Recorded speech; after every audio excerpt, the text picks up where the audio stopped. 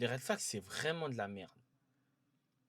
Quand ça a apparu sur TikTok, Twitter et Insta sous forme de hic, je voyais déjà un problème.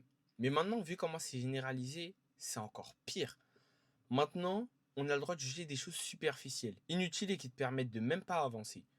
On est là à juger des personnes qui mangent avec une cuillère, des personnes qui boivent avec une paille, des personnes qui tiennent la barre de bus. En fait, c'est juste devenu n'importe quoi. Mais le problème, c'est que certaines personnes prennent ça comme une religion. Maintenant, ils respectent ça comme s'il y avait vraiment un problème avec eux, alors que t'es juste normal. Et le problème, c'est que on confond la... Et le problème, c'est qu'on confond les red flags avec le fait d'être incompatible. Parce qu'un red flag, c'est un signe de détresse. Une chose que tu dois éviter à tout prix. Alors qu'être incompatible, c'est juste une personne qui ne va pas en ton sens, qui ne va pas avec toi.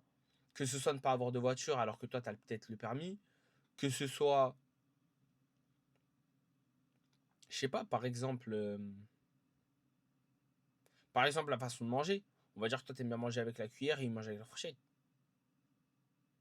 Eh bon, des trucs débiles comme ça. Et juste cette incompatibilité, faut juste savoir la respecter, arrête d'en faire une généralité et continuer d'avancer. Le problème, c'est que maintenant, c'est devenu tellement général que tout le monde partage son avis, ses expériences, et ils font ça comme si c'était une base, comme si c'était une base logique que tout le monde se devait de respecter.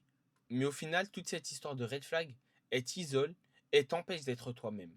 Parce que maintenant, tu joues un rôle. Tu joues un rôle de ne pas être un red flag, de ne pas être un problème, parce que tu n'essayes plus d'être toi-même, mais de juste plaire à tout le monde, de plaire à la société, parce que tu veux faire partie de la norme. Mais au final, tu finis par passer à côté des gens bien. Juste parce qu'il tenait bizarrement sa cuillère, alors que ça aurait pu être l'homme ou la femme de ta vie, tu as abandonné le projet. Tu t'es dit non, je peux pas.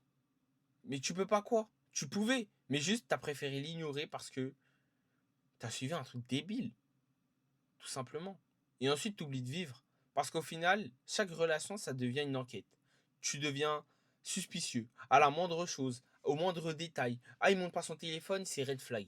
Ah, il te donne pas tous ses mots de passe, c'est red flag. Mais s'il veut pas te les donner, il te les donne pas. Si elle veut pas te les donner, elle te les donne pas.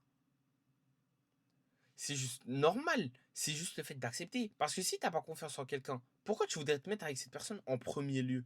Pourquoi tu voudrais sortir avec quelqu'un? Pourquoi tu voudrais sortir avec quelqu'un qui te cause de l'anxiété? Au final, tu oublies juste de vivre le moment présent, d'apprécier le moment présent, et toute ta vie, ça devient un film. Un film où tu es le troisième spectateur et tu es en train de regarder ta vie se passer. Et tu regardes ta vie se dérouler devant toi. Ce moment-là, ce moment où tu devais juste apprendre, tu passes ton temps à être self-aware et te regarder de loin. Mais tu ne vis pas. Et comme l'avait dit Kanye West, si tu essaies de trouver la réponse parfaite à chaque fois que tu dois répondre à quelque chose, ta vie devient un test. Mais maintenant, chaque moment n'est plus fait pour être vécu, mais pour être questionné, pour être sûr. Est-ce que j'ai dit la bonne chose? Est-ce qu'à ce moment-là, j'aurais dû dire ça? Est-ce que j'aurais dû exactement faire comme je l'ai fait? Ta vie n'est pas faite pour être regardée à la troisième personne. Elle est faite pour être vécue, pour avoir des problèmes, pour essayer, pour te tromper, recommencer. C'est juste ça la norme. Mais avec toute cette histoire de red flag, c'est devenu pas normal et ça, c'est un problème. Ça, c'est un vrai problème dans notre société et dans notre génération. Et le plus drôle, c'est que des gens respectent les vrais red flags, mais ignorent les vrais problèmes. Une personne qui manipule, qui ment, qui te trompe plusieurs fois, on a le droit de pardonner. On a le droit de pardonner par amour. Mais une personne qui a un red flag, non, faut s'éloigner. Non, il y a un problème. Mais c'est moi, je suis fou ou le monde est fou? Mais maintenant, pouvoir tromper, sortir avec 50, 20 meufs, il n'y a plus aucun souci. Mais mal tenir sa cuillère, là, non, c'est pas bon. Faut qu'on remette les pendules à l'heure et qu'on commence vraiment à se concentrer.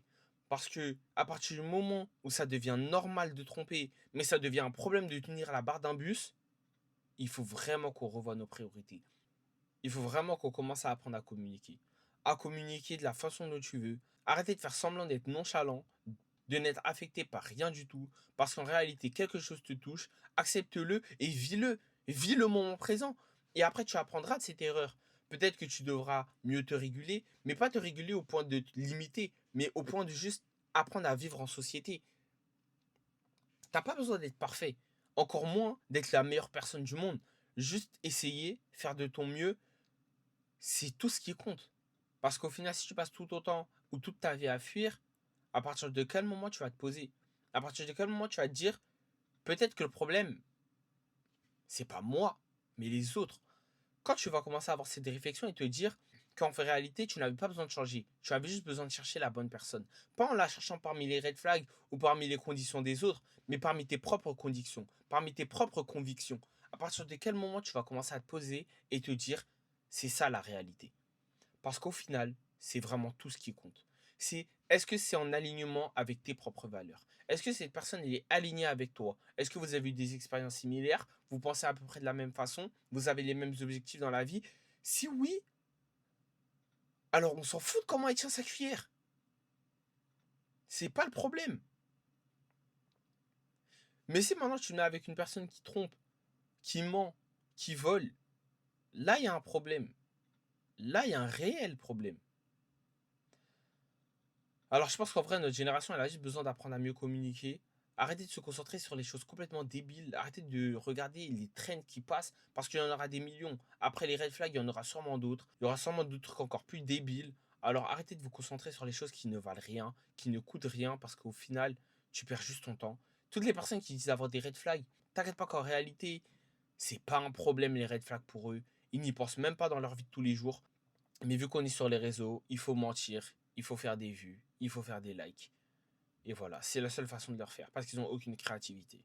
Alors s'il te plaît, ne tombe pas dans cette propagande complètement débile de red flag et de problèmes. Si une personne, tu l'aimes vraiment, alors fais de ton mieux. Et si ça ne marche pas, et ben c'est pas grave, tu en auras appris. Parce qu'au final, essayer, c'est pas un red flag, c'est juste normal et c'est dans nos gènes. C'est tout. Alors merci de m'avoir écouté, c'était mon motive. Vous n'hésitez pas à vous abonner, liker la vidéo, et il y en aura d'autres. En tout cas, faites attention à vous, stay safe.